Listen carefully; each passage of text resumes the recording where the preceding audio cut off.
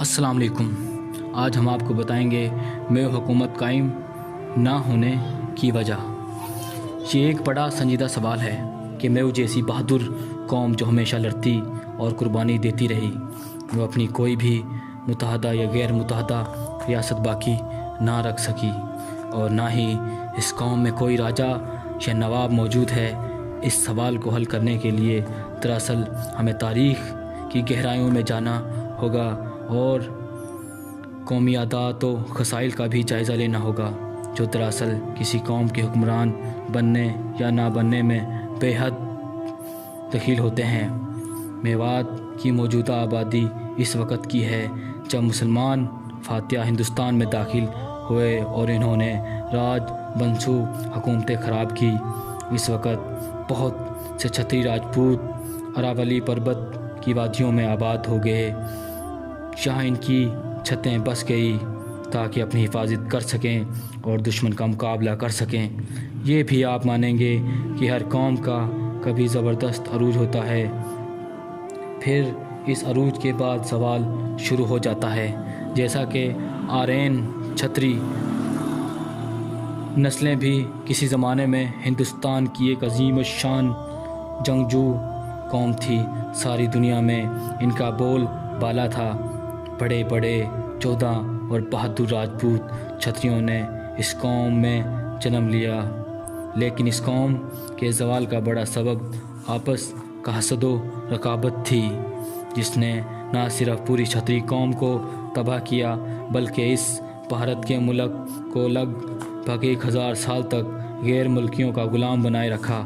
جس زمانے میں ہندوستان میں چھتری اقوام کا دور دورہ تھا، میو قوم بھی حکمران تھی۔ ان کے متعدد راج بنسوں میں کتنے ہی بڑے بڑے راجہ اور دیسک تھے۔ ایک طرف دہلی میں توار نسل کی حکومت تھی تو دوسری طرف بیانہ تہل گڑھ میں جادو حکمران تھی، لیکن جس وقت محمود غزنوی، محمد غوری اور شہاب الدین غوری نے ہندوستان پر بے در پہ حملے کیے تو ان حملوں نے ہندوستان کی چھتری حکومتوں کو تتر بتر کر دیا۔ قومیں اور نسلیں ادھر سے ادھر ہو گئی۔ محمود غزنوی سے شہاب الدین غوری تک کا زمانہ ایسا گزرا ہے جس میں ہندوستان بری طرح سے طوائف الملکوں کی اور انتشار کا شکار ہو گیا تھا۔ خصوصاً راجپوتانہ میں پھیلنے والی اراولی پربت کی شاخیں ان چھتریوں کی عامہ جگہ تھی۔ کوٹلہ ایک زمانہ میں میوات کی راجدھانی رہی، جہاں ناہر بہادر جادو نسل میں حکمران تھی۔ اس طرح الور میں راجہ حسن خان میواتی کی حکومت تھی۔ تجارت میں میو کی ریاست رہ چکی ہے۔ ان کے علاوہ پورے میوات میں بہت سے دیس حملہ اور رئیس اپنے عہد میں حکومتیں کر چکے ہیں، مثلاً پہاڑ کوٹ میں راؤ مہالیہ، میولی میں راؤ سیمنٹ، سرہیٹا میں ٹوڈر مل، ڈابک میں وغیرہ وغیرہ۔ خان جادو نسل کے بہت سے میو کی چھوٹی چھوٹی ریاستیں پورے میوات میں پھیلی ہوئی تھی۔ شاہان اسلامیہ کے مسلسل حملوں اور ان کے مشینری کاموں کا نتیجہ یہ ہوا کہ چھتریوں کی بڑی تعداد مسلمان ہونا شروع ہو گئی۔ میو کے بعض گوت پال بھی محمود غزنوی کے عہد میں مسلمان ہو گئے تھے۔ اس زمانے کے حالات اگرچہ تاریخی میں ہیں، تاہم بعض انگریزی تاریخیوں اور قطب چند کی کتابوں سے کچھ روشنی پڑتی ہے۔ درمیانی زمانہ جو 3 صدیوں کا ہوتا ہے، ہندوستان کی چھتری راجپوت اقوام عجیب مذہبی کشمکش میں مبتلا تھی۔ مسعود غازی نے بہت سے میو لوگوں کو مسلمان بنایا تھا۔ رائے پتھو راج مہاراجہ نے ان کو پھر سے ہندو ہونے کی کہا اور وہ ہندو دھرم میں آ گئے، لیکن قطب الدین کے زمانے میں ان میں سے بعض کو پھر مسلمان کیا۔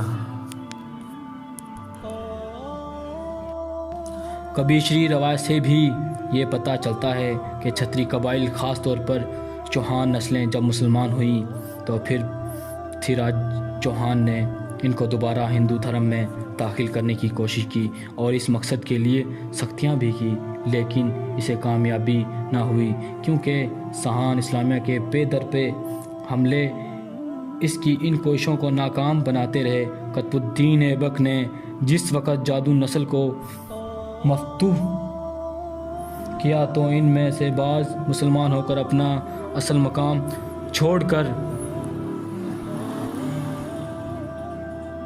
ادھر ادھر پھیل گیا اور اپنی چھوٹی چھوٹی ریاستیں قائم کر لی، جیسا کہ میو کی جادو نسل خان جادو اسی زمانہ میں دوسرے مقامات پر حکومتیں قائم کرنے میں کامیاب ہوئی۔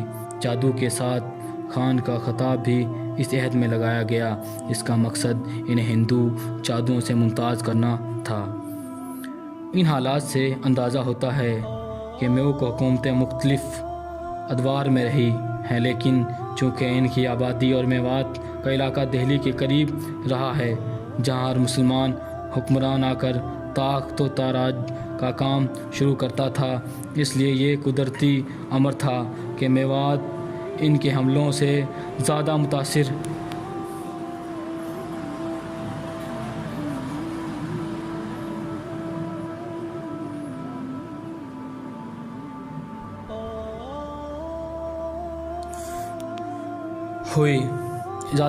ہوئی۔